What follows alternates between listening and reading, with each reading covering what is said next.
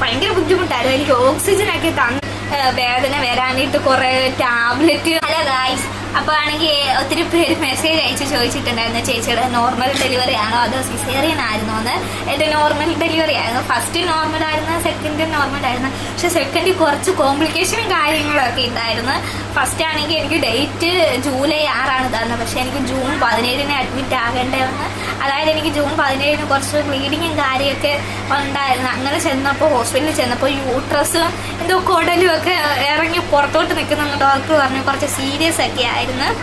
പിന്നാണെങ്കിൽ അവിടെ തന്നെ അഡ്മിറ്റ് ആക്കി അത് മാറുന്നിടം വരെ. പിന്നാണെങ്കിൽ വേദന വരാനായിട്ട് കുറേ ടാബ്ലറ്റ് ഇഞ്ചക്ഷൻ തന്ന് പിന്നെ ട്രിപ്പ് ഇട്ട്. എന്നിട്ട് ട്രിപ്പ് ഇട്ടുമ്പോൾ എനിക്ക് ഭയങ്കര ശ്വാസം മുട്ടലും കാര്യങ്ങളൊക്കെയാണ്. അങ്ങനെ കുറേ ഇഷ്യൂസൊക്കെ വന്ന് പിന്നെ 2-3 ദിവസം വേദനയൊക്കെ സഹിച്ച് അവസാനം ജൂൺ 26 വൈകുന്നേരം ആയപ്പോൾ എനിക്കൊരു ടാബ്ലറ്റ് തന്നു. അത് കഴിച്ച് കഴിഞ്ഞപ്പോൾ എനിക്ക് പെയിൻ വരാൻ തുടങ്ങി.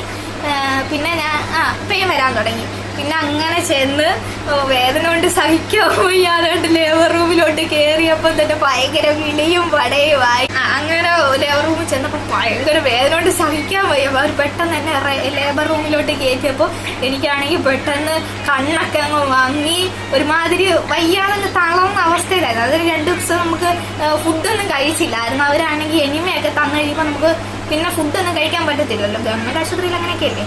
പിന്നെ ഫുഡൊന്നും കഴിച്ചൊന്നുമില്ല. അതിൻ്റെയും ബുദ്ധിമുട്ടും കാര്യങ്ങളും പിന്നെ ആണെങ്കിൽ ശ്വാസം മുട്ടലുമായി. അപ്പോൾ എനിക്കാണെങ്കിൽ വേദനയും കൊണ്ട് വയ്യ.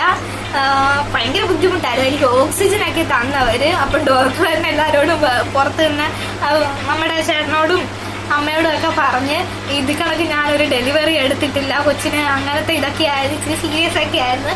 പിന്നെ വേദന കൊണ്ട് സഹിച്ച് അവസാനം കിട്ടിയ കാത്തു കിട്ടിയ മുത്താണ് വേണ്ടി ഈ കയ്യിലിരിക്കുന്നത്.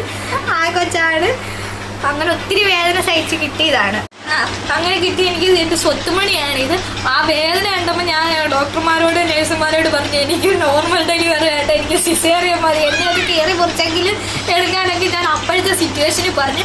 പക്ഷെ നമുക്ക് എന്തുകൊണ്ട് നോർമൽ തന്നെയാണ് നല്ലത്. അതാണെങ്കിൽ അപ്പോഴത്തെ വേദനയൊക്കെ ഇല്ല. വേദനയാണെങ്കിലും ഭയങ്കര ഇച്ചിരി ബുദ്ധിമുട്ടാണ്. സ്റ്റിച്ചും കാര്യങ്ങളും തോനെ ഉണ്ടായിരുന്നു.